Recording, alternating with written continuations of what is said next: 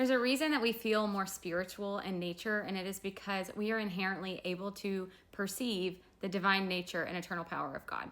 When Paul wrote the book of Romans, he was writing to a group of people, an established church in Rome, but these were people that he had never met. Unlike when he wrote Philippians, Colossians, Thessalonians, these were all letters to churches that he had established himself. So he's writing to a group of people in Rome who are surrounded by pagan idolatry, pagan worship, all kinds of crazy things happening. Although they were in the midst of paganism, Paul makes it clear that their faith is so strong. He is so grateful. He says he thanks God for their faith. After giving them some encouragement on their faith, he goes into talking about the people that are unfaithful, the unrighteous. He says that God's eternal power and divine nature has been perceived ever since the creation of the world in everything that has been made. So they are without excuse.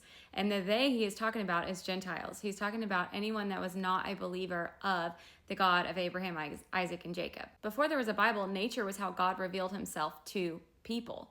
The problem was pagans started to worship the created instead of the creator. So that's why they made a sun god and a moon god. In Acts chapter 17, we see Paul stumble across an altar that was to an unknown God. This was just to cover their bases in case they forgot a deity. And Paul's response to them was, "This I proclaim to you, there is a God that you don't know, and he is the God that created the universe."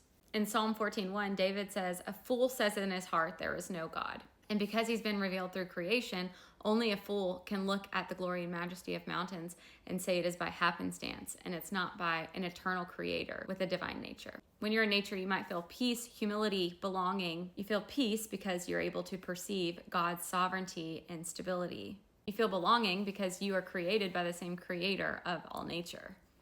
And you feel humility because you can see and you can recognize that you're a part of something that is way greater than yourself.